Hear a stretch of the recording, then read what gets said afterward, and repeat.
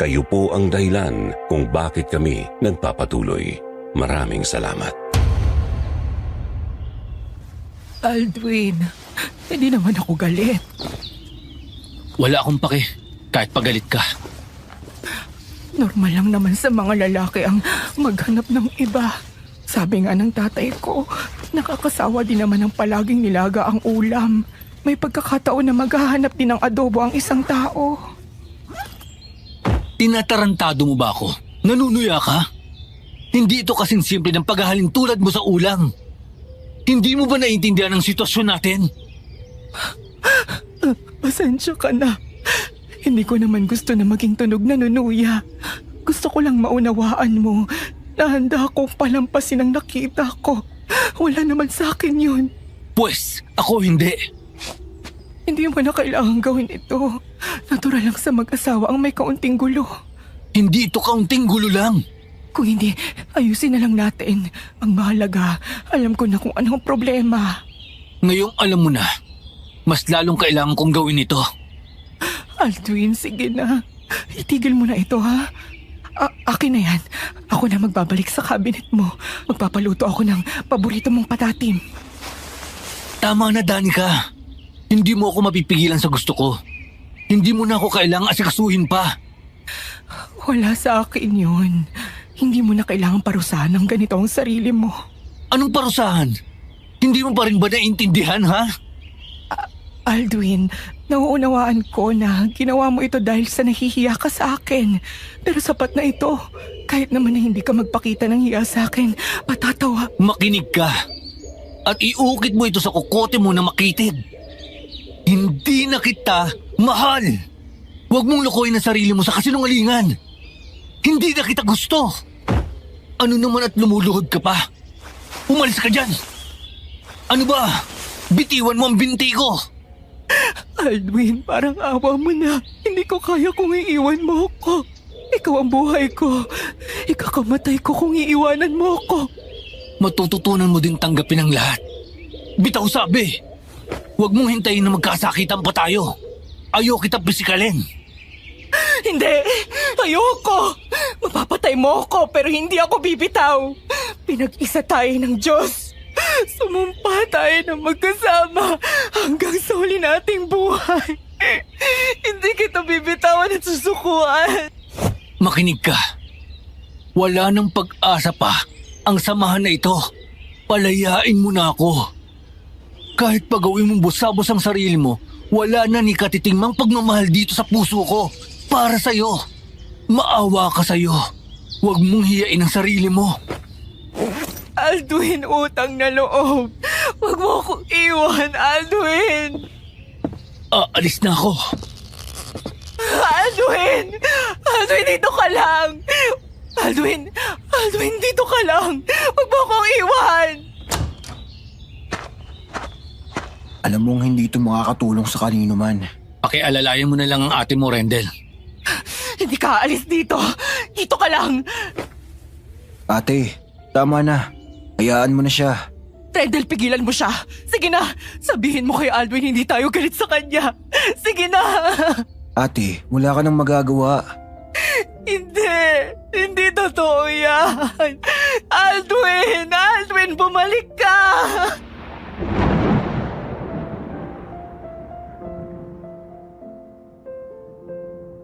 Ika-23 araw ng Abril taong kasalukuyan, binabagtas namin ang kahabaan ng South Luzon Expressway nang biglang kumulog. Pagsapit namin ang simbahan ng Nuestra Señora de las Aguas Santas o mas kilala sa pangalang Immaculata Concepcion sa Los Baños. May inabutan kaming ikinakasal. Mocha ang motif nila. Katulad ng motif ng naging kasal ng ate ko, mahigit 2 dekada nang nakalilipas. Ako po si Rendel. Nakatira kami ng aking asawa sa Cavite. Hindi talaga kami taga rito, pero pinalad na makabili ng lupa at makapagpatayo ng bahay sa lugar na ito.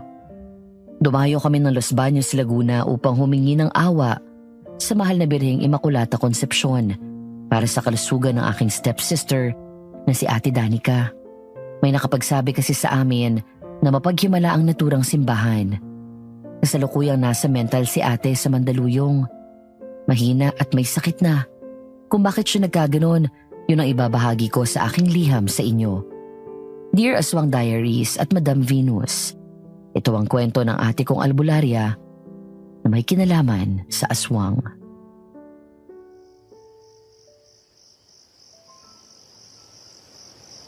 Nahiya pa kayo! May pabulong-bulong pa kayong nalalaman? Dinig naman ang mga sinasabi ninyo! Ilakas nyo mga duwag! Natatakot kayong gawing palaka, ano? Hayaan mo na, Rendel. Baka mapaaway ka lang. Ano? Kukuha-kuha ng asawang mas bata kaya iniwan? Hoy! Ikinasal naman! Eh kayo ba? Hindi ba't ang tatandaan nyo na? Gumagarutoy pa kayo dyan sa bagets na nagtitinda ng penoy balot sa kanto? Rendel, tama na. Pabayaan mo na sila. Totoo namang iniwan na ako ni Aldwin. Hayaan, ang kakapal ng mga muka. Kapag kailangan nila ng gagamot sa kanila, laging ikaw. Kasi hindi ka naniningil ng mahal. Kadalasan pa, wala man lang pasalamat. Nising kong duling, hindi ka maabutan. Bawal sa espiritual ang magpabayad ng sobra. Sapat lang dapat. Para lang sa gratis na maging tulay tayo sa mga espiritu at elemento. Sa pagtulong sa mga nangangailangan ng gabay at lunas sa mga karamdaman. Malalampasan ko din ito. Walang hindi makakaya ang dasal. Alam kong stepbrother mo lang ako. At mas bata ako sa'yo ng 13 taon. Ilang beses mo na ding sinabi na hayaan na lang kita. Pero ate, hindi ko magawa. Okay ka lang ba talaga? Magiging okay din ako. Makikita mo.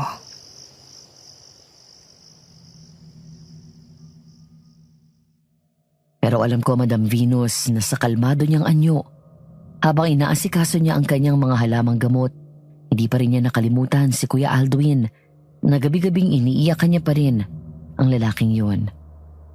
Alam ko dahil maging ako man, hanggang sa mga oras na yon, hindi pa rin mawala ang nararamdaman kong pagmamahal para sa babaeng aking itinatangi. Kahit pa inahas niya ang asawa ng ate ko.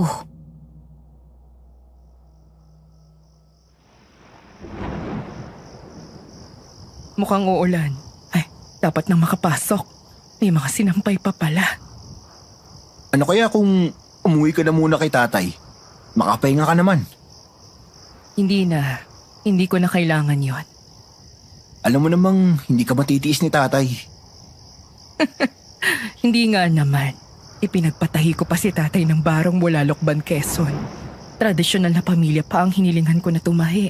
At kahit anino ni tatay wala sa kasal ko. Wala ni isang dumating. Alam mong ayaw ni tatay sa desisyon mo. At masakit man ang sasabihin ko pa din. Mukhang tama si tatay sa kutob niya. Sasaktan lang ako ni Aldwin, ganun ba?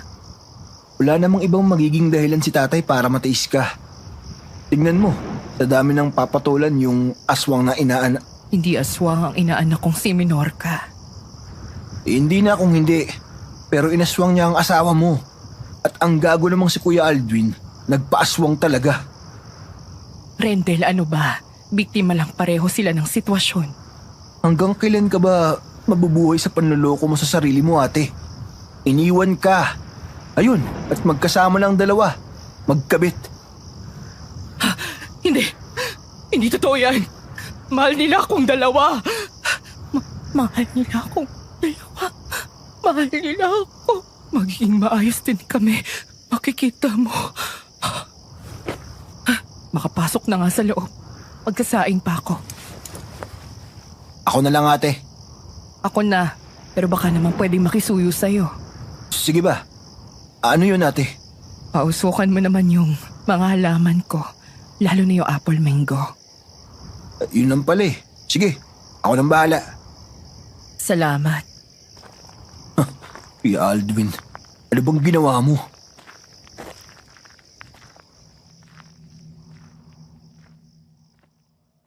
Pagsapit ng gabi, bumuhos ang malakas na ulan. Habang isa-isa kong sinarhan ang mga bintana, nakarinig ako ng mahinang kaluskos sa kwartong matagal na naming hindi binubuksan.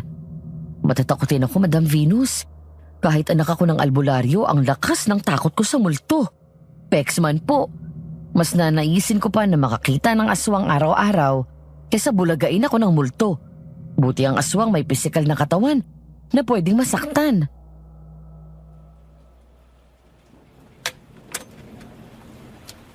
Ang lakas naman ng ulan na to.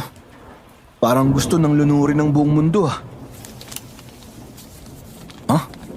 Saan naman kaya nanggagaling yun? May daga ba kami? Imposible naman. Kakapalason lang namin ng mga peste noong nakaraang linggo ah.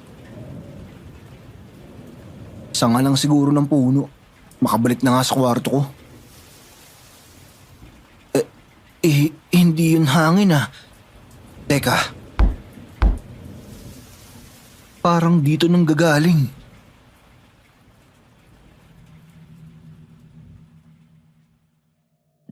Lumaki ako na naniniwala sa mga kakaiba. Pero iba ang takot ko sa multo. Kaya walang tigil ang kabog ng dibdib ko habang sinusundan ko ang pinanggalingan ng mga kaluskos. Padalas sa panalangin na wala sanang multo. Kundi talagang lipad ang ulirat ko. Sabi nila, matakot ka na sa buhay. Pero ang multo kaya po na sumanib. Habang papalapit ako ng kwarto, nadagdagan ng maliliit na ingay. Hanggang sa...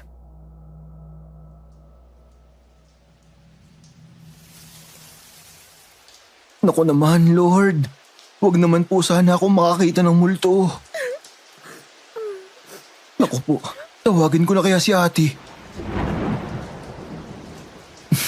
Rendel, umayos ka nga. Para kang tanga. Bahay ng albularyo mumultuhin. Kita mo ng panayang pausok at dasal sa bahay na to. Baka kahit biro, hindi pagtangkang pasukin ito ng maligno. Walang multo. Walang lalabas dito. Ayoko ng multo.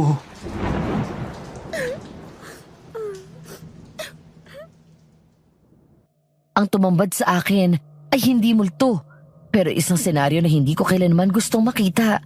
Si ate, nakasalampak sa sahig sa gitna ng mga bukas na album. Panay ang impit na pag-iyak. Sinong kapatid na lalaki ang gugustuhin na makitang umiiyak ang ate nila dahil lang sa asawa nito? Lahat ng takot na naramdaman ko biglang lumipad sa kung saan. Gusto ko lang, huwag nang umiyak si ate.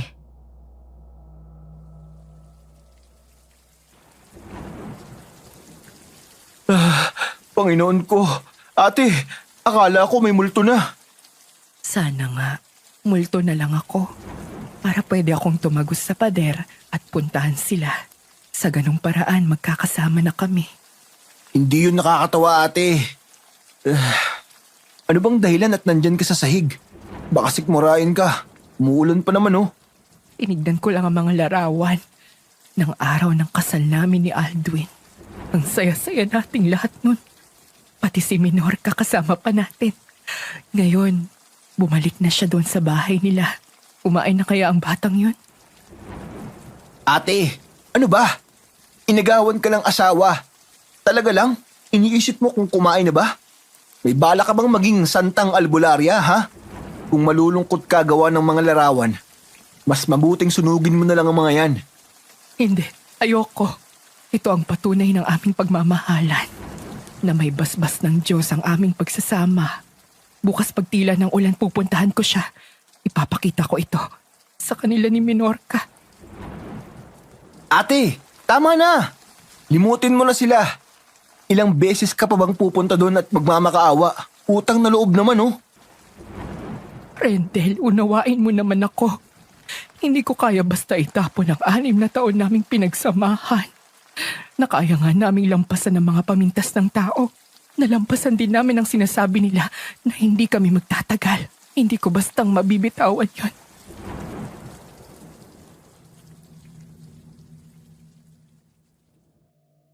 Habang nakatingin ako kay ate, naalala ko kung paano nila nilabanan ni Aldwin ang mga bulungan ng tao tungkol sa kanilang pagsasama. May ilan pa na nagpustahan na hindi raw tatagal kahit 1 taon ang pagsasama ng dalawa. May iba na cradle snatcher ang tawag kay ate. Sa mga humahanga, isang testamento sa kanila ang kasal ni na ate. May December man sila, pero going strong, sopla ang mga namimintas.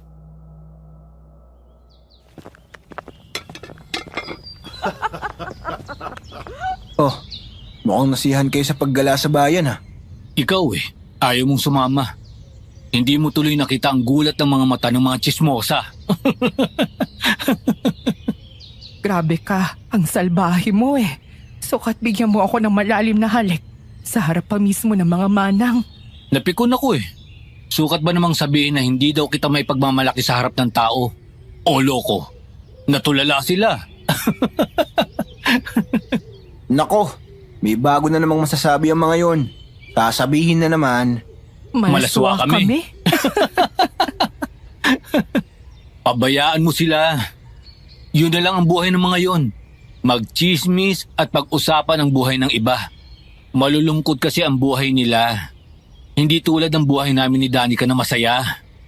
Pero talaga bang masaya ka? Ano namang tanong yan? Naisip ko lang kasi matanda na ako. Sa edad na 34? May mas matanda pa nga sa'yo. Hindi ka ba nagsisisi? May 8 taon tayong pagitan. Alam mo din naman na hindi kita mabibigyan ng anak dahil nga sa natanggalan na ako ng matris. Oops! Bago mo ituloy ang ano pa mang sasabihin mo, gusto kong malaman mo na wala akong pakialam sa pagitan ng edad natin. At wala rin akong pakialam kung hindi na tayo magkakaanak. Hindi yung problema. Babybihin natin ang isa't isa. Iniisip lang naman kita. Aba, mukhang hindi pa kumbinsido ang misis ko ah. Halika nga, Rendel. Tulungan mo akong ilabas ang kama namin. Aanhin mo naman. Ilalagay ko doon sa gitna ng plaza. Doon natin gawin ang aktibidades natin sa gabi. Ay, ano ka ba? Tignan ko lang kung hindi maiskandalo ang mga makakatiang dila na yun.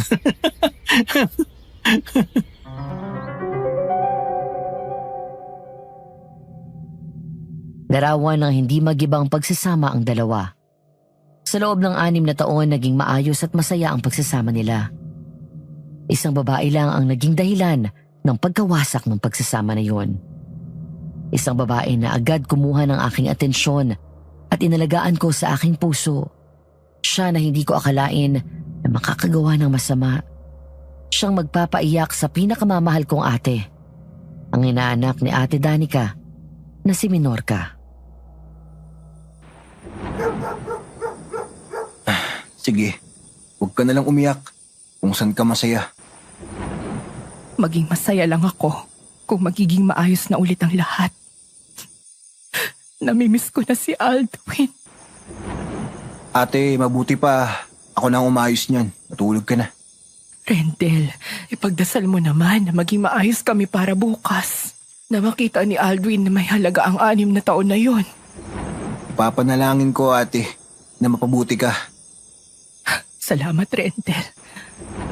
Nagpapasalamat ako sa Diyos na may kapatid ako na katulad mo.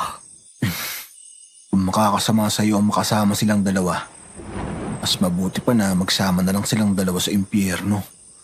Ay.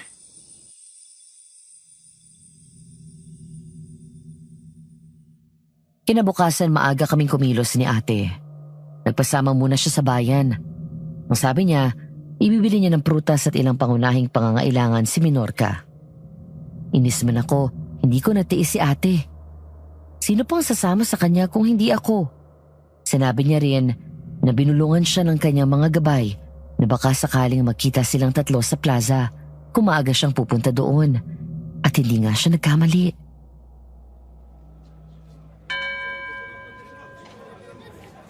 Ano pa bang nalilimutan ko? Nainagawan ka ng asawa ng ipinamamalengke mo. Rendel, Oh, wala na akong sinabi. Ano kayang meron? Minorca? Iha, Diyos ko naman, Minorca. Nagpakita ka pa talaga. Ito namang ate ko, lumuwag na yata talaga ang kwerdas ng utak. Ay nako naman. Ninang. Iha, bakit hindi ka na nagpupunta sa akin? Namimiss kita. Hindi naman ako galit. Nakakaunawa ako. Gwapo ang asawa ko at bata ka. Kumpara sa matandang tulad ko, maghahanap talaga siya ng mas bata sa akin. Ano po kasi? Bago pa tayo maging lalong laman ng usapan, baka gusto niyong pumili ng lugar kung saan tayo hindi kita ng tao. Hindi na. Pauwi na din naman ako. Kahit saglit lang, Neng. Makamusta lang kita. Kayo ba ni Aldwin? Kumakain ba kayo ng mabuti? Sabihin mo sa kanya. Umuwi na sa akin. Kahit ikaw, pwede ka pa din sa bahay. Hindi po kasi. Danica, bitiwan mo si Minorca. Aldwin! Aldwin, sa wakas nagkita din tayo. Namiss kita. Kayo ni... Sinabi ko ng bitiwan mo si Minorca. Mahirap bang intindihin yun, ha? Kaya Aldwin, ano bang problema mo? Kinakamusta lang ni Ate Danica si Minorca. Huwag ka nang magalit, Rendel. Naiintindihan ko si Aldwin. Nag-aalala lang siya. Aldwin, hindi ko naman sasaktan si Minorca. Sa mata ng Diyos, anak ko siya. Dahil ninang niya ako. May magulang bang nananakit ng anak? Talaga lang, Danica? Totoo ba yan? Gusto mo bang bigyan kita ng trophy para sa Best Actress Award? Gago ka din ano? Matapos kang mga bit, ikaw pa tong matapang. Burahan kaya kita ng mukhang siraulo ka.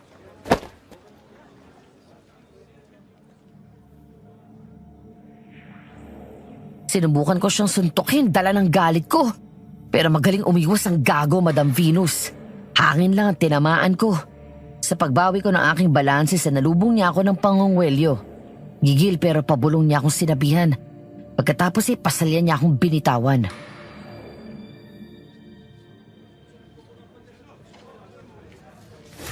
Rendel, kung ako sa'yo, aakayin ko na yung ate mo pa uwi bago magwating-wating ang paningin ko. Tayo na, Minorca. Pero dapat kayo ang mag-usap ni Ninang. Ano bang... Tayo na sabi, bago pa maging dramang sitwasyon. Ninang! Anong kaartihan na naman yan? Kung may nagawa ako na hindi mo nagustuhan o may ikinagalit ka man, Aldwin, humihingi ako ng tawad. Kung may di ka man nagustuhan sa akin, babaguhin ko. Yung bayad ba sa panggagamot? Gagawin kong 500 sa pagpapatingin. Aalis na ako. Minorca! Utang na loob, Aldwin, kausapin mo ko. Saan ba ako nagkamali?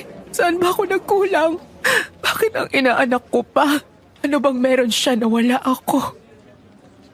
Bigyan mo ng kahihiyan ang sarili mo, Danica. Nasagot na kita noon. Yun pa din ang sagot ko ngayon.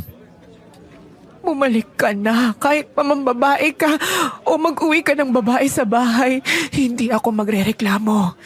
Gusto mo kahit si Minorca pa? Alam ko naman na. Iuwi mo ng ate mo, Rendel.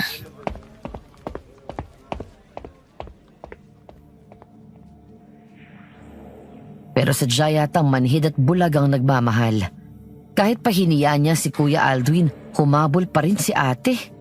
Tigmak ng luha ang mukha niya habang tinatanong ang siraulong lalaking yun. Hindi alintana ni ate na pinapanood na siya ng mga tao.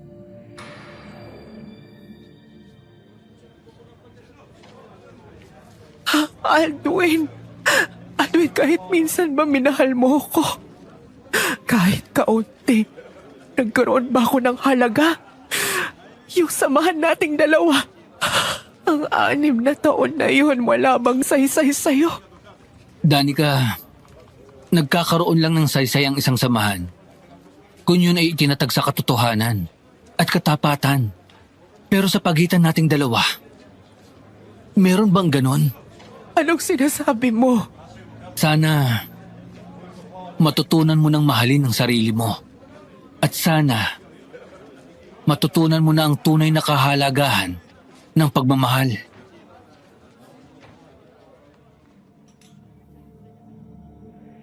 Bilang kapatid, kahit half-brother lang ako, ang buong tiwala at simpatsya ay sa ate ko.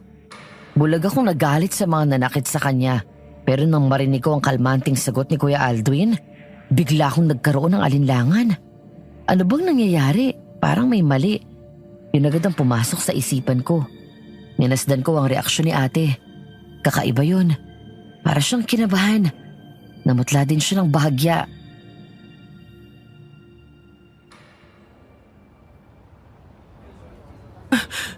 Hindi kita maintindihan.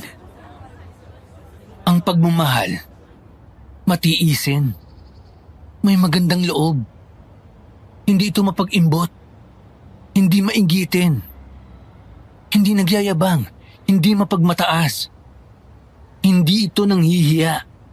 Hindi ito sakim. Hindi magagalitin. Hindi manunumbat. Ang pagmamahal, hindi natutuwa sa kasamaan at palaging sa katotohanan lang. Aldwin, bakit? Ang pagmamahal ay mula sa Diyos at nilalang tayo ng Diyos. Palagi mong tandaan yan. Ano nga bang turo mo sa akin? Kung ano ang pinakawalan mo, 3 patong ang balik nito sa'yo. Hindi ko yan naririnig mula sa'yo. Oo. Hindi ako ang dapat magsalita nito, hindi ba? Ako pa lang to. Ipinapanalangin ko ang iyong kaligtasan, Danica. At huwag na sanang mag-cross ang landas natin. Isinusumpa ko ang araw na ikinaksal ako sa'yo. Rendel, Ate, iuwi mo na ako. Ngayon na. Ayoko nang magtagal pa dito.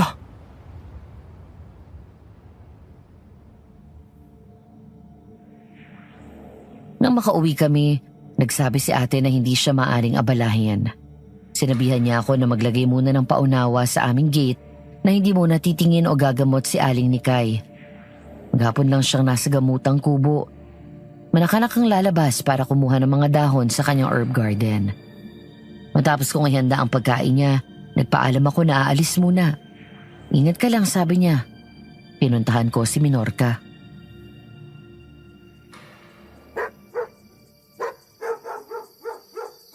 nako, Rendel. Ano ba itong ginagawa mo? Makakaya mo bang pigilan ang sarili mo na hindi undayan ng suntok si Aldwin kapag nakita mo dito? Bahala na nga. Sandali. Rendel? Anong ginagawa mo dito? Hindi ba sinabi ko na sa'yo na huwag kang pupunta dito ng papalubog na ang araw? Alam ko.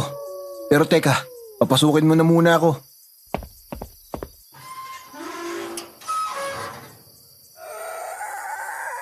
Sige na, gawin mo na ang gagawin mo, hihintayin kita.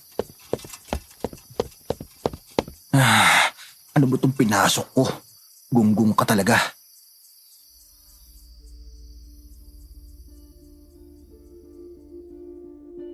Alam ko ang lihim ni Minorca. Isa siyang aswang. Mga buhay na hayop lang ang kinakain niya. Hayaan niyong ibalik ko kayo 6 na taong nakalipas bago ang lahat ng gulong ito.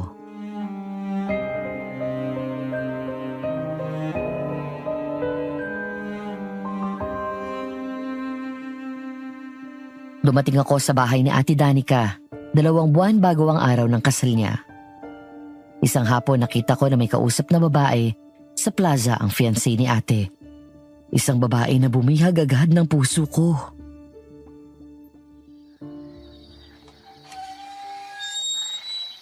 Aasahan kita doon.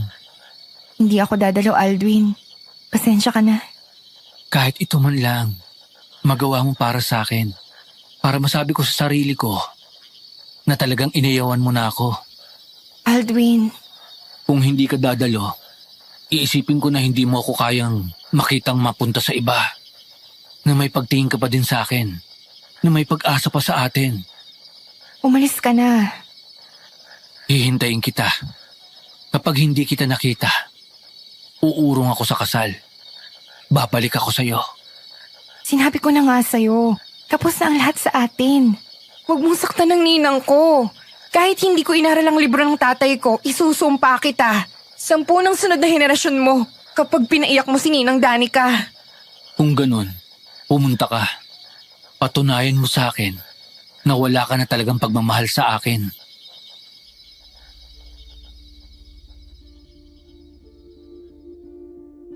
Tawagin niyo na akong stalker, chismoso at kung ano. Pero mula sa plaza sinundan ko sila hanggang sa makarating sila sa bahay ni Minorca. Ewan ko ba, pero naramdaman ko agad na ayaw kong may ibang kasama si Minorca. Isa pa, mapanghinala ako. Kinutuban agad ako ng kakaiba. Pagkakita ko sa kanila, nang paalis na si Kuya Aldwin, sumiksik ako sa pagitan ng mga puno at hinintay ko siyang makalampas.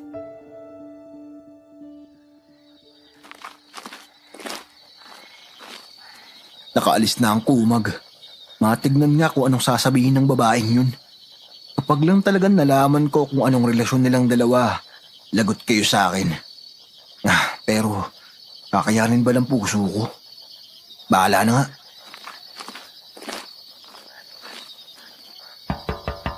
Tao po! Ha? Walang aso. Wala ding nasagot. Baka naman hindi ako naririnig. Aba, hindi nakalak? Grabing aso naman yun. Makaalulong makala mo may kung anong impakto sa paligid. Ibang klase din naman ng bahay na to. Tataas naman ng bakod. Ayos din sa firewall ha. Hindi man dadamay ng kapitbahay kapag nasunugan. Tao po! Naku po, may aso yata dito. Teka, kailangan ko ng patpat. Ayun!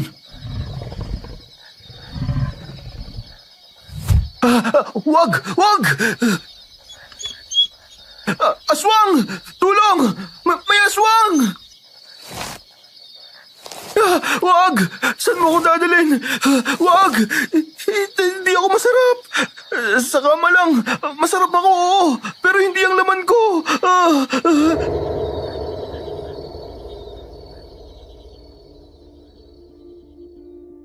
Isang babaeng hubad na may magulong itim na buhok na parang buhok ng maisang nipis ng bawat hibla ang kumubabaw sa akin. May maliliit at matatalas na ngipin ng aswang, kulubot na mukha at ilong na parang sa baboy. Nang sumigaw ako, kinaladkad ako noong aswang. Natagpuan ko ang sarili ko na nasa likod bahay habang ang aswang ay naging tao na at nakasiksik sa may kulungan ng manok.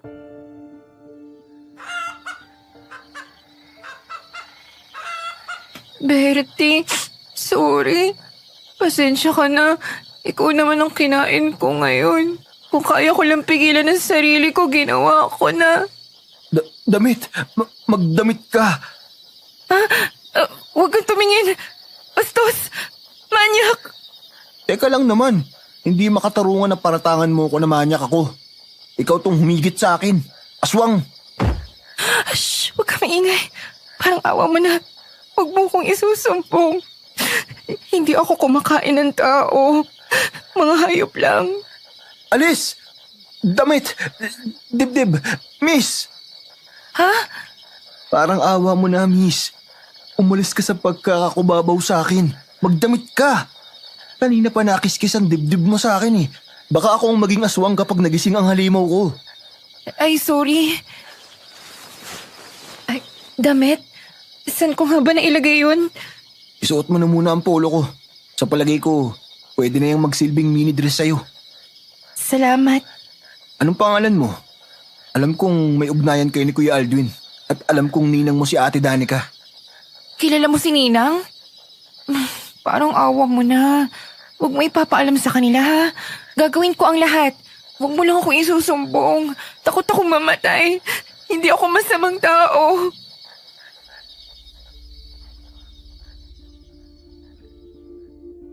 21 ako noon at isa po akong anime fan. At nanonood din ako ng hindi pambatang anime. Sa mga palabas na hindi pambata, ilang babae na ang napahamak sa linyang gagawin ko ang lahat. Napailing na lang ako sa kagaguhan ko nang maalala ko yun. Babaeng hubad na may ganoong linyahan. Kung isa akong karakter sa pangmatandang anime, baka kung saan na humantong ang lahat. Buti at hindi.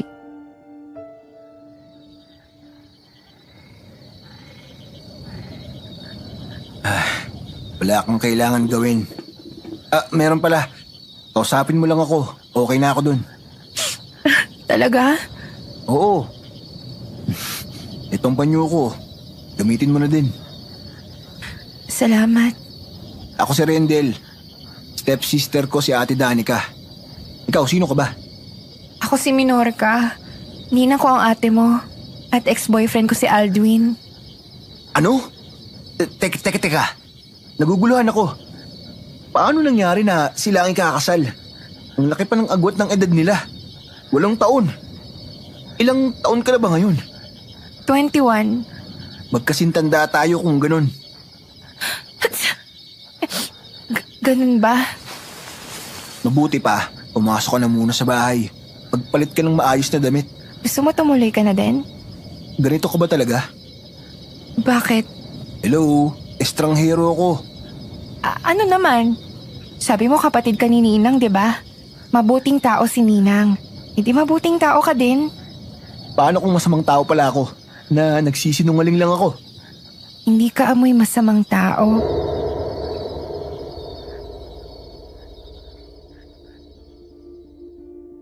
Alam niyo po ba yung pakiramdam na gusto kong sampalin ang sarili ko? Dahil nang sabihin niya ang mga salitang yon, unti-unting may nagigising sa akin. Bakat ang bawat detalye ng katawan niya sa polo ko na kulay puti. At sa bawat galaw niya, sensual ang dating nun sa akin. Kaya naman nung bumahing siya, ginawa ko ng dahilan yun para magbihis na siya.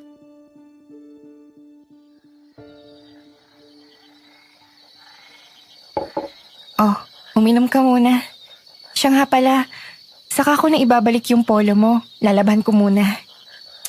Sana ngayon na ibalik. Kahit wag na, maaabala pa kita. Hindi, bilang pasasalamat ko na din. Sige, Yung tungkol sa pagiging aswang ko. gusto kong malaman.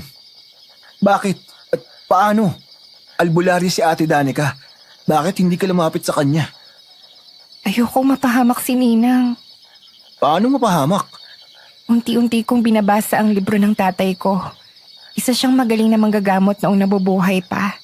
Pero nang tangkain ni tatay na alisin ang pagkaaswang ko, unti-unti siyang nanghina at hanggang sa mamatay. Alisin? Ayon sa tatay ko, isang masamang tao ang sumumpa sa nanay ko. Habang nasa sinupupunan ako, isinumpa ako ng maging aswang. Gumawa ng ritual ang tatay ko at sinubukan yung alisin. Ganun ba? Sa huling hininga ni tatay, humingi siya ng tawad sa akin. Sabi niya tanging ang pagkain ko ng tao ang naalis niya. Pero hindi lubosang naalis ang aking pagkaaswang. Kaya pala. Kapag nagugutom ako, hayop lang ang tanging nais kong kainin. Kapag nabubusog na ako, agad akong bumabalik sa pagiging tao. Isa pa, mga uri lang ng ibon na kaya kong kainin. Ilalapit kita kay ate. Lahi kami ng magagaling na albularyo at albularya. Pati ikaw? Hindi. Kolorum ako eh. Kolorum? Bantilaw. Hindi seryoso, ganun.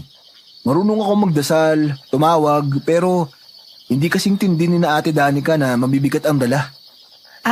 Buti ka pa. Ako kahit konti, hindi ako natuto. Kaya ko mang humawak ng mga halamang gamot pero saglit lang. Hindi nga ako makapagsimba. Magkakasakit ako. Kahit ang magrosaryo, hindi ko magawa. Kung ganun, bakit ayaw mong humingi ng tulong kay ate? Tutulungan ka nun. Hindi siya ganun kahina. Hoy pero hindi ko sinasabi na mahina ang airpods mo. Mahina talaga si tatay mula pagkabata. Pero ipinagpatuloy niya ang espiritual na pamana ng mga magulang niya. At sa tanong mo, yun ay dahil pinasumpa ako ni tatay na hindi ako lalapit kay Ninang. Na ililihim ko lang ang kalagayan ko. Pinasumpa? Oo. Una habang nalalagutan siya ng hininga. Tapos ibinili niya na sa oras na mawala siya, dapat akong sumumpa sa kabaong niya.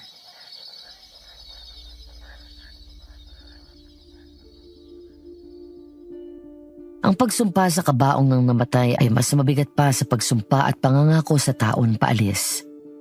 Noong mga sandaling yun, isang palaisipan sa akin kung bakit ipinagawa yon ng tatay ni Minorca. Bagay na wala akong kaalam-alam, nababago sa pananaw ko sa buhay ang katotohanan kapag nalaman ko. Pero mamaya pa yon. Sa ngayon, ang tungkol kay Minorca muna.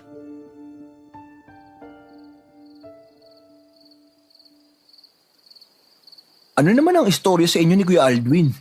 Magkababata kami. Patay na. Sa mga anime, laging nananalo ang Osana Jimmy o yung mga childhood friends. Tapos mag-ex pa sila. Ano nang laban ko? Ang sakit. Bakit mo siya hiniwalayan? Ayoko na magkaroon ng buhay na kasumpa-sumpang buhay. Tsaka, dahil aswang ako, may kamatay na mahahawa siya sa akin. Kami sa Ama, Lord God, Buddha, Allah, ibig sabihin, hindi pa nila ginagawa. Ang swerte mo, Shonen. Ibig mong sabihin, Kahit halik, hindi namin magawa. Saglit lang din naman kasi maging kami. Siguro mga buwan. feeling ko bida ako sa NTR at ako ang mananalo. Pero mahal mo pa din siya. Mahal ko siya, pero hindi na sapat para naisin ko pa na nasa buhay ko siya. Ayokong dumating ang punto na ipanghihinura niya ako sa oras na malaman niya kung ano talaga ako. Paano kung may lalaki na dumating sa buhay mo na handa kang tanggapin? Tanggapin man niya ako, handa ba siya sa katotohanan na ang tanging pamimilian lang niya ang pagsasama ng walang sexual? O mahahawa na lang siya sa akin? Sabihin na natin na ganun nga. Sa mga nobela at istorya lang ang mayroong ganun. Paano kung mayroon? Idagdag ko na din ang lalaking handang hanapan ka ng lunas. Baka ako na mismo ang magtali sa kanya sa akin. Pipikutin ko ang ganong klase ng lalaki. Pero biro lang yun. Magkatotoo man ang sinasabi mo na may ganong lalaki. Hindi ko siya itatali sa akin. Pero habang buhay ko siyang pasasalamatan.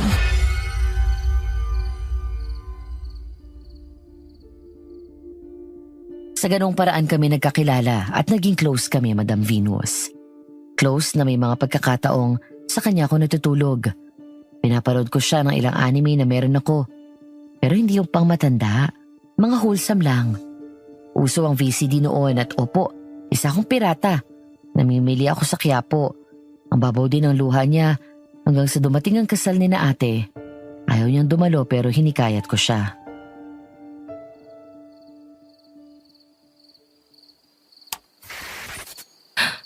Ang ganda ng storya. Talaga ba? Hindi ba parang kuloko yung lalaki? Hindi naman. Nakaka-relate ako sa kanya. Ayaw niya lang mapahamak si Sophie gawa ng kadiliman sa pagkatao niya. Si Ate Danica yung Witch of the Waste. Hoy, grabe ka naman. Hindi no, susumbong kita kay Ninang. Ay wag! Baka gawin akong palakaan nun. Alam ba ni Ninang na natutulog ka dito? Mamaya, mabigla na naman yun. Kagaya nung nalaman niya na magkakilala na tayo. Hindi. Ang totoo niyan, ang palusot ko. Sa kabarkada ako natutulog o kaya ay kinatatay. Sa bagay, tama na ilihim na lang natin. Nag-aalala ka sa mararamdaman ni Kuya Aldwin? Hindi ako bulag at manhid para sabihin hindi. Ayokong mabanggit pa ako sa bahay ninyo.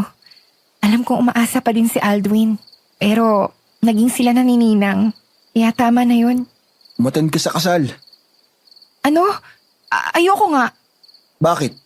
Dahil umaasa ka pa din na magkakabalikan kayo? At baka sumigaw ka bigla ng itigil ang kasal? Hindi. Sa totoo lang, hindi na ganun katindi ang sakit. Natanggap ko na hindi kami para sa isa't isa. Pero, paano kung pagmula ng gulo yung presensya ko?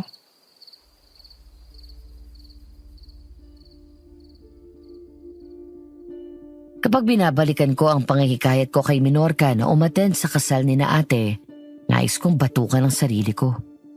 Dahil kung di siya dumalo, hindi siya may imbitahan ni ate na tumuloy sa amin. Hindi siguro magkakaroon ng tsansa ang dalawa na magkaroon ng pagkakataon na makagawa ng kasalanan. 6 na taong masayang samahan.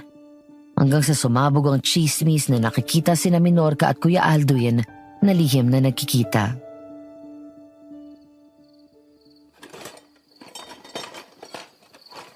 Kanina, muntikan ko nang gawing palakas si Aling Shoneng. Bakit? Ang gagang yon. At ipinagkalat na aswang daw itong inaanak ko. Hayop na yon. Sorry po.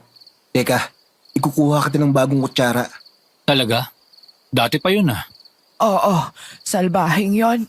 Mula nung magpakita itong si Minorca sa plaza. Noong araw ng kasal natin. Abay, kumakalat na ang chismis na yon. Palibhasa hindi naglalabas ang batang ito eh.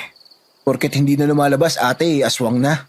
Ay, Rendel, ibang tao sa probinsya. Lahat na lang pag-uusapan. Lumalabas naman po ako, Ninang. Kapag po nandito ko sa inyo, nakakalabas po ako. Minsan po sinasamahan po ako ni Ninong. Isa pa yan, kumakalat sa mga alingas-ngas na kinakalantari daw nitong ninong mo. Po, naku po hindi po. Wala pong ganun, Ninang. Ako pa ba maniniwala sa ganon? Ay, lintik na yan ah. Sabi ko nga, baka naman pinagbibintangan kayo Dahil noon ba kayo close? Bago pa ako niligawan nitong Aldwin. Huwag na lang patulan. Pero nakakapag-alala din yung mga ilang sinasabi nila. Darating ang araw na mababalita ako bilang albularyang iniwan ng asawa para kumabit sa aswang. Mga impaktang yon. Pasakitin mo nga ang tiyan, Ninang. Huy, masama yun. Ay nako Iha, kung para sa'yo, puputulan ko pa talaga ng dila ang mga yon. Ninang wag. Sabi po ni tatay, masama po ang manakit gamit ang espiritual nang dahil lang po sa personal na galit. Ang tatay mo, ubod ng bait yon. Sayang at maaga siyang umalis. Parang nagseselos yata ako. Mwah. Wag. Alam mo namang ikaw lang ang mahal ko. O siya, tapusin na natin ang pagkain natin.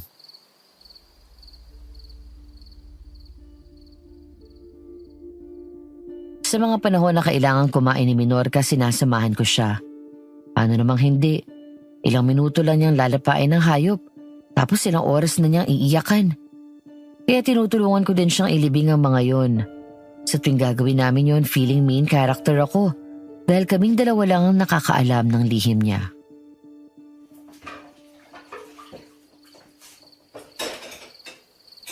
Huwag mo na kayang pangalanan.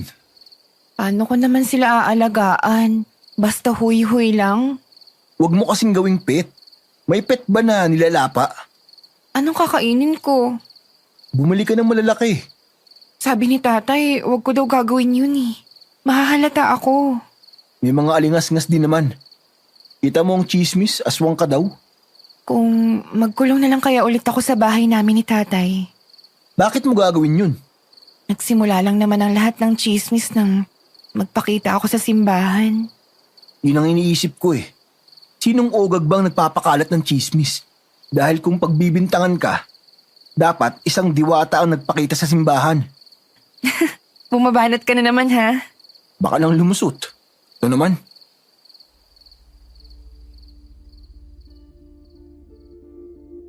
Maayos ang lahat. Sana. Hanggang sa isang gabi bago mahuli si Kuya Aldwin at Minorca, may nangyaring kakaiba sa bahay namin ni na Ate Danica. Unang Biyernes, madaming kliyente si ate. May parosaryo.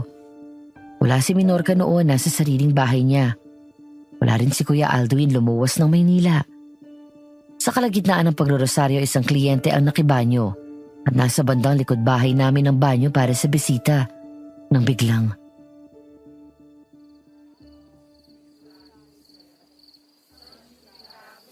Makikibanyo po kayo? Doon po sa likuran. Tumbukin nyo lang po ang daan na yan. Pagdating sa dulo, nasa bandang kaliwa na po ang banyo. Saan ang punta ni Aling Luna? Gusto nang magbanyo. Kanina pa daw puputok ang pantog niya. Ako, si Aling Luna yun ah. Aling Luna! Inong ko po! Aswang! O poderoso Vota, ayudadme, palayasin po ninyo ang aswang.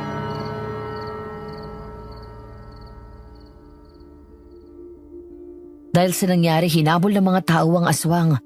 Doon ako nagtataka, Madam Venus. Ang aswang po ay tumakbo pa ibayo sa amin bandang kaliwa. Pero isa sa mga tao ang nagsabi na pakanan yun pumunta at ang tinutumbok nila ay ang bahay sa dulo, kung saan naroon ang bahay ni Minorca.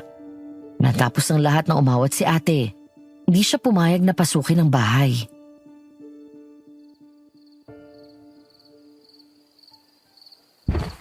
Ano kayang nakain naman ng mga yon? At sa bahay pa talaga ni Minorca ang pinuntirya? Hindi kaya bulong iyon ni Aling Shoneng? Baka po sobrang tawanon kay Minorca. Close talaga kayo ng inaanak ko, ano? Gusto ko siya, ate. Hindi naman nakakapagtaka. Mabait na bata yon. Gusto ko siya bilang babae, ate. Ah, ganun ba? Aldwin, ikaw na ba yan? Oo, ako nga ito. Bakit? Ay, bakit hindi ka man lang dumaan dito sa kubo? Pagod ako eh. Ang haba ng biyahe. Grabe ang traffic sa Maynila. Ay, ganun ba? O sige, pahinga ka na. Kuya Aldwin, anong nangyari sa braso mo? Ang laki ng sugat. Napano ka? Ay, naku po, oo nga. Madali ka, Rendel. Kumuha ka ng dahon ng malunggay, dikdikin mo. Lagyan mo ng isang kurot na asin at itapal mo sa sugat ng kuya mo, dali. Hindi na. Huhugasan ko na lang ito. Gagaling din naman ito makalipas ang ilang araw. Abay na mamaga nga. Kung may pera lang ako, isusugod na kita sa doktor na ko. Pero wala nga, di ba? Lagi namang wala. Dahil hindi ka nagpapabayad sa serbisyo mo. Alam mo naman ito dati pa, di ba? Oo naman. Ang hindi ko alam ay ang paggamit mo sa personal na pera ng bahay para gastusin sa mga kliyente mo. Ikaw na ang napagod. Ikaw pa ang napeperahan. Ay, siya tayo na ha. Sasamahan na kita sa kwarto. Minorca? Bakit? Rendel, tulungan niyo ako ni Ninang. Ay, bakit? May nangaakyat po ng bubong ko. May aswang po sa bahay. Isang malaking parang aso na aswang. Namumula po ang mata at naglalaway.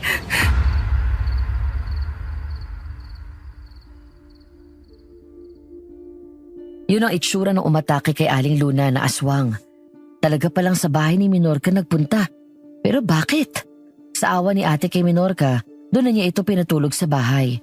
Wala kaming kaalam-alam na ang susunod na sikat ng araw ang magbibigay tuldok sa 6 na taong pagsasama ni Ate Danica at ni Kuya Aldwin.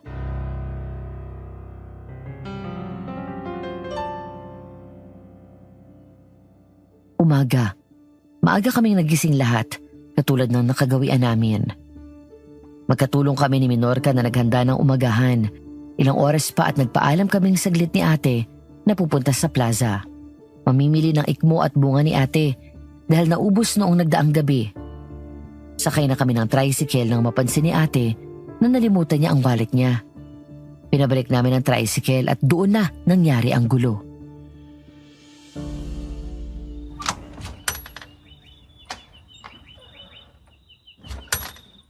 Ate, nakakalimot ka na. Senior moments ah. Ay, puro kakatarantaduhan. Minorca! Aldwin! Baka nasa kwarto si Kuya Aldwin. Oo nga. O sige, pupuntahan ko na lang para makuha ko na din ang wallet ko. Ha? Anong ginagawa niyong dalawa? Talagang sa kama pa natin, Aldwin! Minorca! Bakit? Ate, bakit? Anong ginagawa ninyo? Baboy ka, Kuya Aldwin! Bakit si Minorca pa? Rendel? Hindi. May mga... Bakit? Bakit naman hindi? Nabanggit ko na sa'yo minsan, di ba, Danica? Dati kami magkasinta ni Minorca. Ano ba, Aldwin? Ninong! Huwag mo kang ganyan ni si Ninang! Ninong pa talaga? Naikama ka na, pero ninong pa din. Ibang klase ka. Rendel, pakinggan mo muna ako. Ang totoo. Ano pa bang totoo? Kung di ang nakikita mo. Ayop ka! Rendel, huwag ka manakit. Rendel, wag mong saktan ang kuya mo. At ikaw, baka naman may kaunting delikadesa ka. Umalis ka muna. Ahas ka.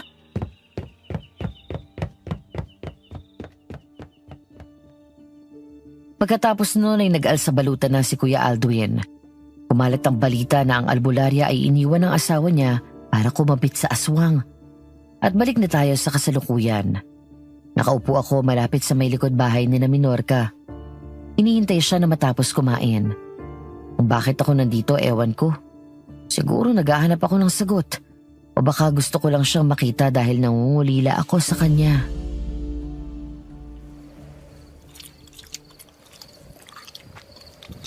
Sunod na ang mga hikbi. In 3, 2, 1... Mark, sorry. Sinikap ko naman ng ilang linggo na huwag kang kainin eh. Pero heto, nangihina na naman ako. Bumigay ako sa aking pagkaaswang. Patawarin mo ko. Pinapangalanan mo pa din? Sabi ko sa iyo, wag na eh. Ayan, tandaiyak ka na naman. Wag. Please, wag. Papasok muna ako sa bahay mo, pwede? Kukuha ako ng pambalot sa kahubdad mo. O sige.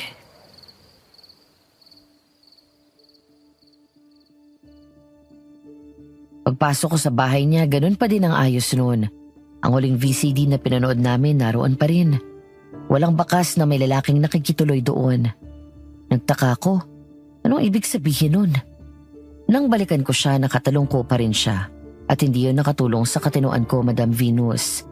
Sabihin niyo na po na bad ako, pero nag-init talaga ako. Paglapit ko sa kanya, inilikan ko siya.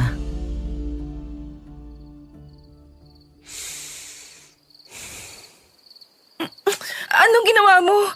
Baka mahawa ka sa akin. Hindi ako naniniwala na may nangyari sa inyo ni Kuya Aldwin. Hindi ka marunong humalik eh. Kasi first kiss ko yun. Pero hindi na yun mahalaga. Ano ba yung sinasabi mo? Sira ulo ka ba ha? Bakit mo ginawa yun? First kiss? Totoo? Ako ang una? Nakikinig ka ba? Ano nangyayari sa'yo? Tayo na, puntahan natin si Ninang. Luluhod ako basta gamutin ka lang niya. Una ako. Ako ang una. Woo! Ay, bakit ka nananampal? Sorry kasi hindi kita kasi makausap ng matino eh. Ay, ano ba? Seryoso ito. Paano kung mahawa ka sa akin? Hindi ko mapapatawa ng sarili ko. Sabi mo, dalawa lang ang pamimilian ng magkakagusto sa'yo, di ba? Ang walang sexual o ang mahawa. Handa ako mahawa. Basta makasama lang kita. Pero huwag ka mag-alala. Hindi lang naman katawan mo ang habol ko. Ano? Nasisiraan ka na ba ng bait ha? Hindi ito ang buhay na para sa'yo. Tama ka, hindi nga ito. Kung hindi kita makakasama, hindi nga ito para sa akin. Minor ka, mahal kita. Noon pa. Unang kita ko pa lang sa'yo, nahulog na ang loob ko sa'yo eh.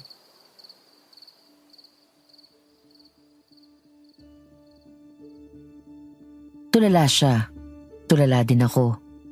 Dahil nabitawan niya ang kumot na pinambabalot ko sana sa kahubdan niya, sa ilalim ng sinag ng buwan, amoy Diyosa siya sa aking paningin.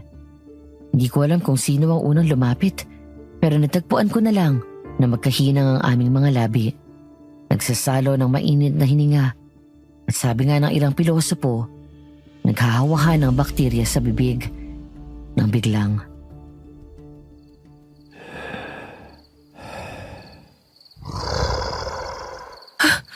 Aswang? Oo, malapit na akong maging aswang. Gusto na kitang kainin dito. Hindi! Ayun o! May aswang! Dito ka sa likod ko! Rendel, pabayaan mo na ako. Tumakbo ka na. Hindi no!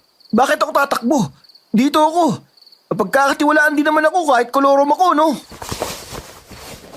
O makapangyarihang bathala, ang inyo pong abang lingkod ay humihingi ng awa.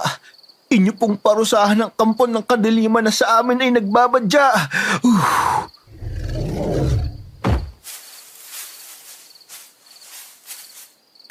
Anong ginawa mo? Sa mahihinang aswang tumatalab ang mga simpleng pangungusap. Ang laman ng papel na siyang binuga ko sa aswang ay apog. Galing yun sa basket ni tatay. Nagbaon ako ng ilang dukot.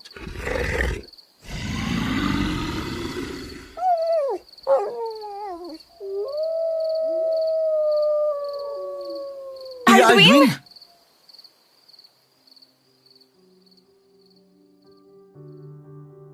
Hindi ko alam kung ano magiging reaksyon ko. Aswang si Kuya Aldwin? Ibig sabihin ba nun? Ay aswang na si Ate Danica? Aswang na albularya? Paano pa niya nahawakan ng mga halamang gamot? Isa lang ang sagot.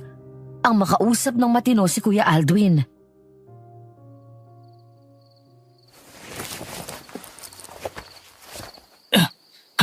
Ano ito? Bakit ako nakatali? Minor ka. Rendel, anong ibig sabihin nito? Wala kang pamimilian.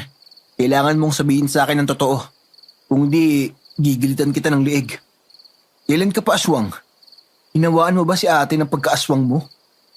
Ako pa talaga? Ayos ka lang? Kasabay mo akong kumain. Nilalantakan ko pa ang bawang. Kung ganun, paano ka naging aswang? 3 buwang nakalilipas. Kasabay ng pagkawala ng gayuman ng ate mo sa akin. Naging aswang ako. Ano? Gusto mo yatang patayin na kita ngayon din eh. Ang ate mo, ang may gawa ng lahat ng ito. Maging ang pagiging aswang mo, Minorca. Paanong... Naging mahina ako. Kung sana inalam ko kung bakit mo ko hiniwalayan. At sana, hindi ako naghanap ng aalo sa puso kong sugatan. Hindi sana nangyari ang lahat ng ito. Pagpaliwanag ka! Nanggigigil ako sa'yo! Kung may dapat kang kagalitan, yang impact ang ate mo na ilang dekada nang nangwawalang hiya ng mga tao. At para sabihin ko sa'yo, hindi ako ang unang asawa ng ate mo.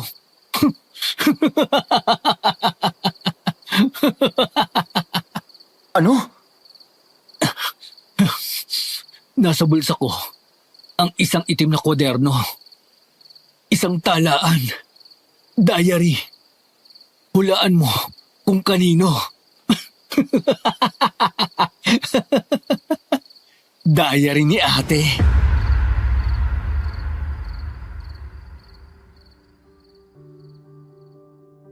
Parang sasabog ang ulo ko sa nalaman ko. Panay din ang iyak ni Minorca sa nalaman niya. Magkakaibigan sina Ate Danica at ang nanay at tatay ni Minorca. Malaki ang gusto ni Ate Danica sa tatay ni Minorca, pero ang pinili nito ay ang nanay niya. Dala ng galit ay isinumpa ni Ate Danica ang sanggol na si Minorca.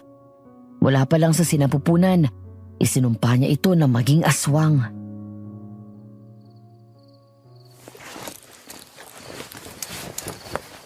Ang tatay ko, kaya pala siya tuloy ng hina, ay dahil inihiling niya ako.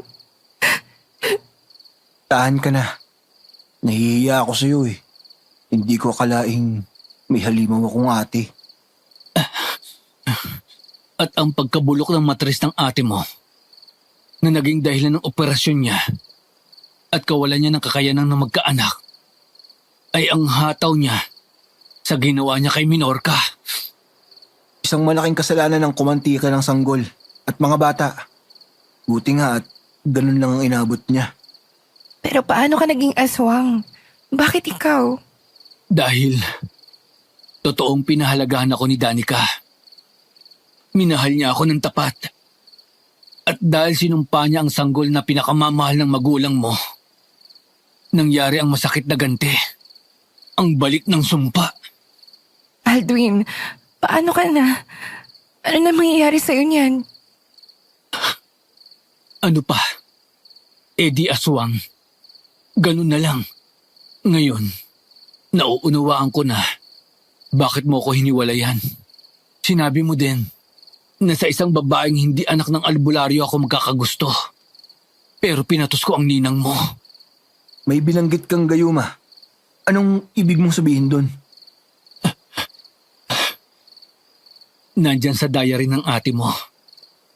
Ginamitan niya ako ng ritual na pinauusukan sa sinaing ang larawan ng tao na nais mong gayumahin. Kinakabitan yon ng as-is at tinatawag ang buong pangalan tuwing lulubog ang araw. Para hindi ako maalis sa isipan ni Aldwin dahil unang kita ko pa lang doon sa lalaking kasama ng peke kong inaanak. Ano? Diyos na mahabagin! Anong ginawa mo, Ate Danica?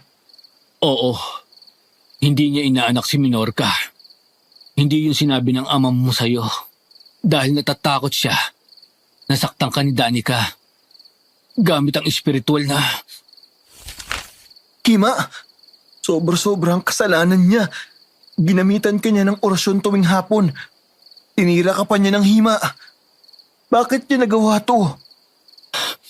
Galit, selos, paghihigante, at baling uri ng pagmamahal. Isang pagmamahal na walang patnubay ng may kapal.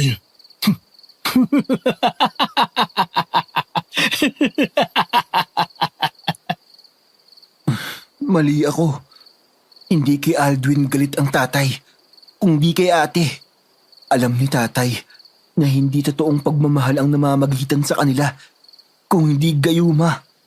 At sinikap ni tatay na mapigilan si ate, pero hindi nakinig sa kanya. Ako din. Akala ko talaga Sa akin galit ang airpods nyo. Natakot din ako na baka kulamin ako ng tatay nyo. Pero anong totoong nangyari nung umaga na yun? Bakit ka nakakubabaw kay Minorca? At bakit hawak mo din ng pang-ibabang panloob niya? Ganito kasi yon.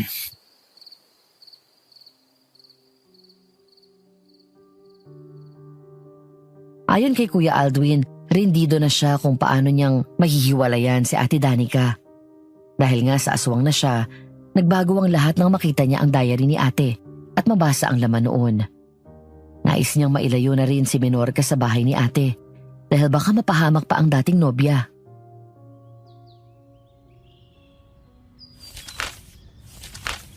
Hayop! Napaka-demonyo mong babae ka! Demonyo! Naglilinis po ako ng mga muebles nang marinig kong may sumisigaw. May problema po ba, Ninong? Aldwin. Tawagin mo akong Aldwin. Katulad dati. Alam mong hindi yun tama. Ninang ko ang asawa mo. Dapat lang kitang igalang. Kung ganon, inaanak, baka pwedeng hilutin mo sa batok si Ninong. Parang masakit eh. Saan ba? Dito o dito?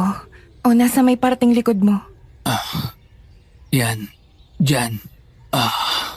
Ang sarap mo pa din magmasahe. Parang magic. Dito ba? Parang ang tigas nga ng batok mo.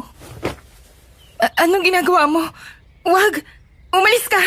Naririnig ko na si Ninang. Umalis ka na sa ibabaw ko! Pasensya ka na, Minorca. Ito lang talagang naiisip kong paraan. Kamuhian mo na lang ako. Wag!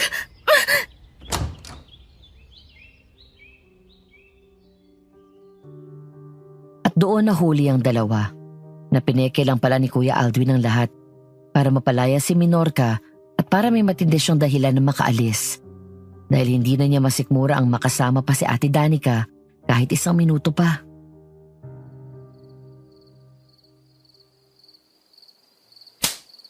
Minorca, bakit mo sinampal si Aldwin? Para yan sa ginawa mo sa akin nung araw na yon. Hindi mo alam kung anong uri ng takot at pandidiri ang naranasan ko. Parang hindi ikaw yung nakilala kong tao. Hindi mo man tinotoo pero... Oo. Nauunawaan ko. At para ito sa pagpapatawad ko sa'yo. Nalulungkot ako sa sinapit mo. Totoo yan. Kung may maitutulong lang sana ako sa'yo.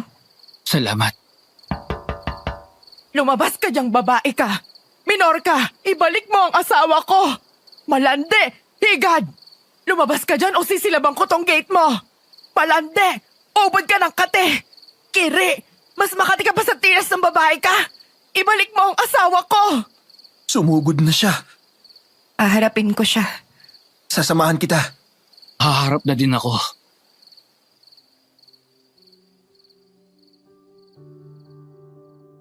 Nilabas namin si Ate Danica na halos gibain na ang bakal na gate.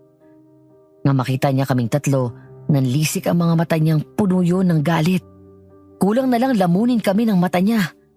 Nang ipaalam ni Kuya Aldwin kay Ate Danica na alam na niya ang lahat, halos mapigtalal na ng katinuan si ate.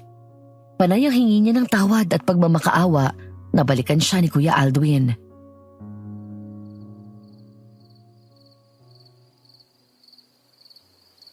Gagamutin kita. Pangako. Ibabalik kita sa dati. Bumalik ka lang sa akin, ha? Sige na. Tulad ng dati. Tayong dalawa. Yung mahal natin ang isa't isa. Danica, hindi na ako makakabalik bilang tao. Nang gabing umuwi ako ng unang Biyernes, nakalapa ako ng tao nang lumuwas ako sa Maynila. Isa pa, sa simula pa lang, wala nang pagmamahal sa atin. Walang pagmamahal sa gayuma. Hindi yan totoo. Hindi ka halimaw para bumigay ng ganon-ganon lang sa pagkaaswang. Sinasabi mo lang yan para sukuan kita. Pwes, hindi ako susuko. Oo. Totoo ang sinasabi ko. Ako ang umatake kay Aling Luna. Pupuslit sana ako pa uwi. Pero nakita niya ako. Isa pa, kaya nga may sugat ang braso ko. Dahil sa tama ng asin. Kahit pa, tanggap pa din kita.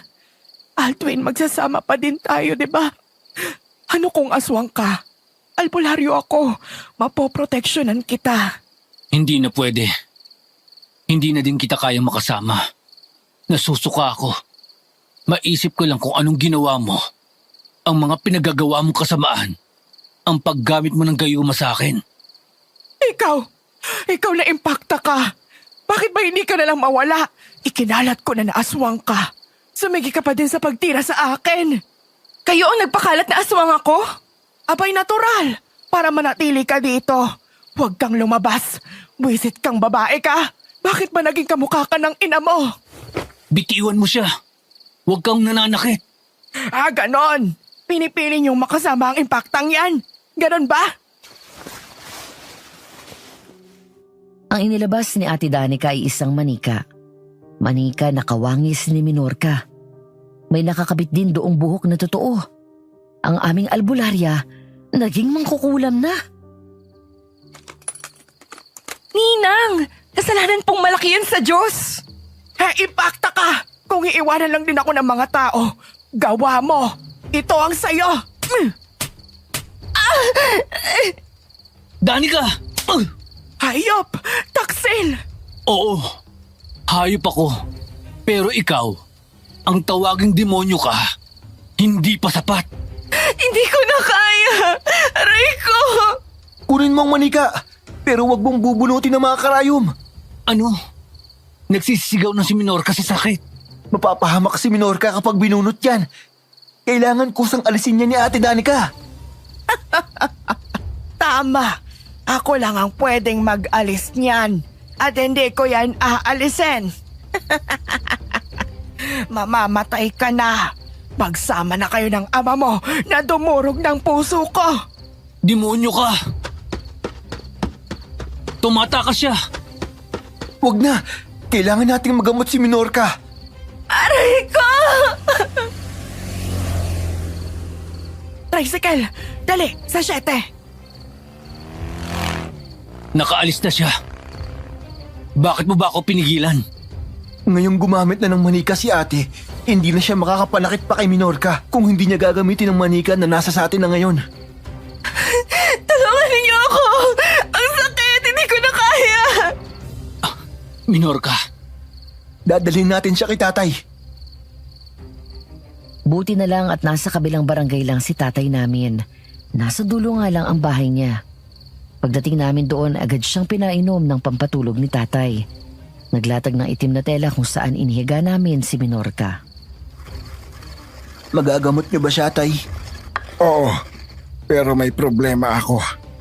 Aswang ang bata na ito. Hindi ko siya magagamot hanggat hindi ko naaalis ang pagkaaswang niya. Sunog yan kapag nagkataon. Pero kailangan na may sasambot nun. Ano? ang pagiging aswang ni Minorca ay dahil sa sumpa. Ang pagkaaswang ko dahil din sa sumpa. Parehas lang din ang pinanggalingan. Palagay ko naman, uubra.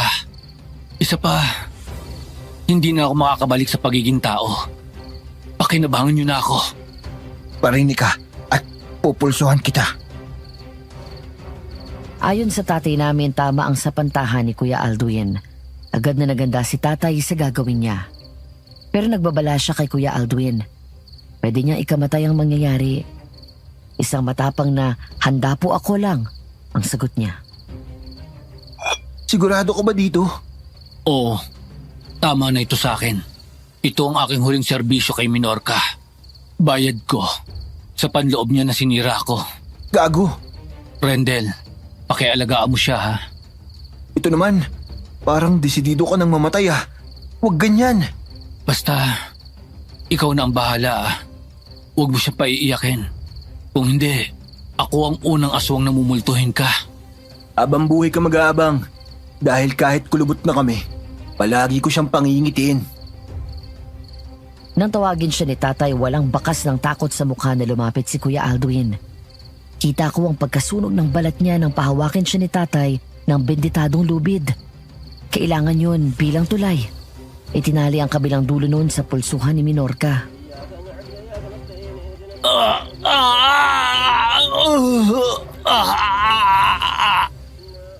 Ngayon na, Aldwin! Tawagin mo ang buong pangalan ni Minorca ng 3 ulit at pabalikin mo siya sa liwanag di Bathala. Minorca! Lisanin mo ang dilim! Magbalik ka sa liwanag ni Bathala! Anong... Aldwin? Hindi! Masaya ako na sa huling pagkakataon, bago ako pumanaw, muli kong narinig na tinawag mo ako sa aking pangalan. Aldwin, wag! Tapos na. Naalis na ang sumpa ng aswang sa iyo, Iha. At sa iyo, Aldwin, nawa ay maawa sa iyo ang mga espiritu, elemento at engkanto na nakarinig sa akin at nakasaksi ng nangyari. Gabayan ka nila sa iyong paglalakbay.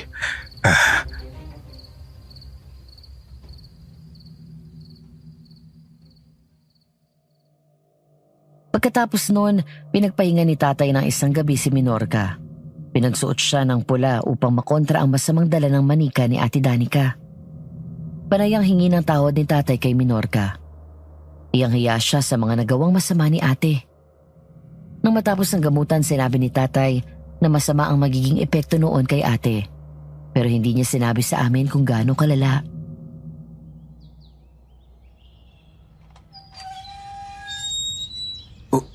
Bukas, papasok ba tayo? Kung ayaw mo, tatawag na lang ako ng tao. Nandito na tayo eh. Tsaka gusto ko ding malaman kung ano kayang nangyari kay sa ate mo. Hindi ko alam. Sabi ni tatay, masama daw.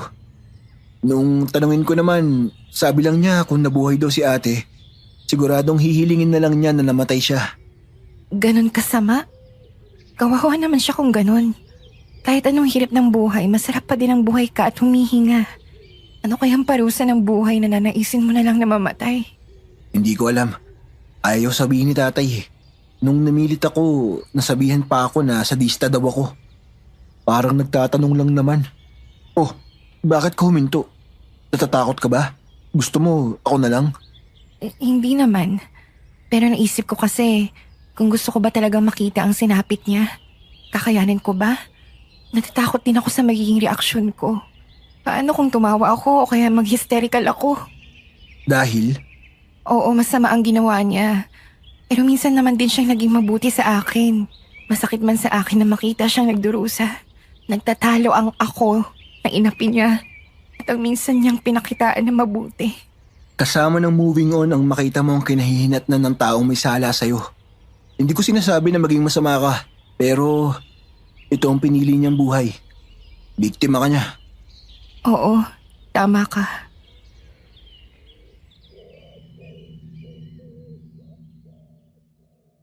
Magkahawak kamay naming pinasok ang bahay.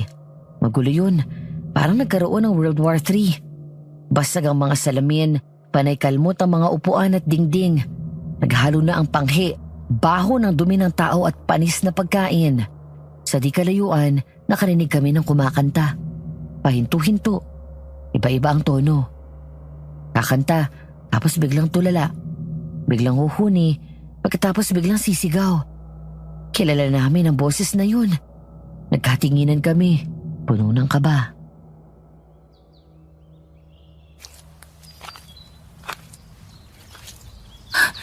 Ano nangyari dito? Parang may nang walang yan ng bahay. Anong amoy pati yun? Teka, buksan muna natin ang mga bintana. Ano ito? Pati kurtina? May lahid ng... Dumi ba ng tao to? Huwag mong hawakan. Ito ang stick. Gamitin mong panghawi. May kumakanta. Sinong pangit? Baka ikaw, burikaw. Mukha kang halimaw. Si Ate Danica yata yun. Sa palagay ko nga. Ano? Ayoko nga. Akin lahat ito eh. Bawal kang humingi. Akin lang. La la la la. Akin ang lahat ng ito. La la la la la. Ate, Diyos ko po!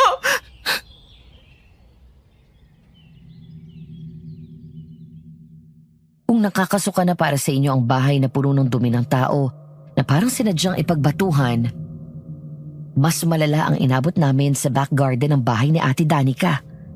Nilalapa niya ang isang malaking aso. Wakwak ang leeg at busbus ang tiyan nun. Mga stuffed toys na wasak-wasak din ang parting tiyan ng kausap niya. Nilagyan din niya ng bituka ng aso ang mga yun.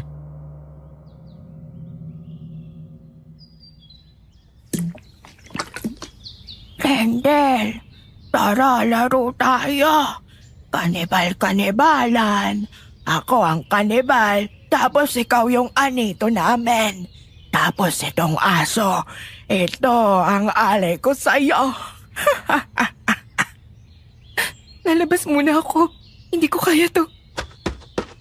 ate, O ano yon? Oo, ako ang ate mo. La la la la. Ate, la la la la. La la la la. Ako ang ate mo. tama na itong laro Pahinga na tayo. Maglilinis tapos pasyal tayo. Pasyal, gusto ko yon. Oh, akala ko ba sa labas ka muna? Sino ka?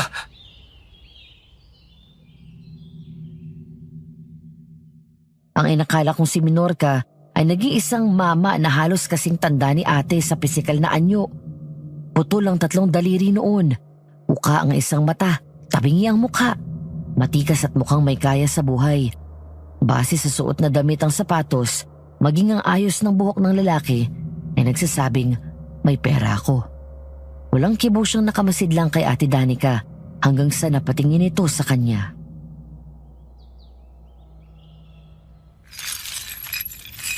Hindi, hindi. Patay ka na, di ba? Palayasin mo siya. Palayasin mo siya. Layas! Danica, sinisigurado ko sa'yo na buhay pa ako. At bakit mo ako pinapalayas? Bahay ko ito. Sino po ba kayo? Ako si Leo. Ang unang asawa ni Danica. Isang aswang. Sa gabi ng aming pulot gata, may ibinulong na dasal sa akin si Danica.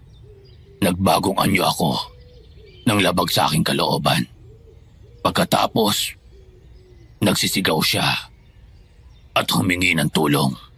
Hindi niyo na po mapagbabayad si ate. Hindi. Sapat na itong kabayaran. Ang makita kong malaglag siya sa lusak sa ganyang paraan ay higit pa sa sapat. Tama na yan. Wala nang masasakit pa na kaparusahan ang mawala ang iyong bait sa sarili. Paano niyo pong nalaman ang nangyari? Nagpakita si Mang Aro sa akin sa panaginip. Nagbayad na daw si Danica.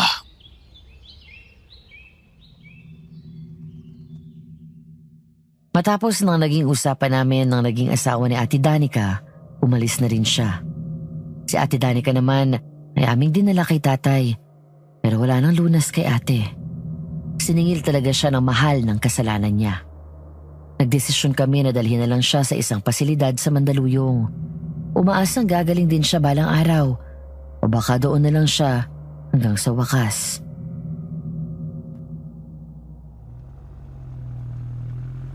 Sigurado ka ba na gusto mong alisan ng lugar na ito? Oo, sa tingin ko, mauunawaan niyo ni Inay at Itay. Kahit saan man ako naroon kasama ko sila. Nandito sila sa puso ko. Swerte talaga ako sa'yo. Feeling ko, main character talaga ako kapag kasama kita eh. Puro ka kalokohan. 27 ka na pero ganyan ka pa din. Walang pinipiling edad ang panonood ng anime, no? Eh kung papipiliin kita, ako o yung anime na yan? Gagawin mo talaga yan? Ayaw mo? Ikaw, syempre. Pero parang awa mo na. Huwag mo namang pag-initan ng gunpla ko. Mahal kita, pero mahal din yun eh. Siyempre hindi. Ay, salamat naman. Siyempre, pwede namang perahin yun, di ba? Minsan mong nabanggit na lumalaki yung value nun habang tumatagal. Nalintikan na.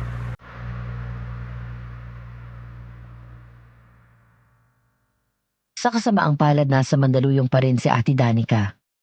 Hindi nagbabago ang lagay ng isipan niya, pero patuloy siyang humihina.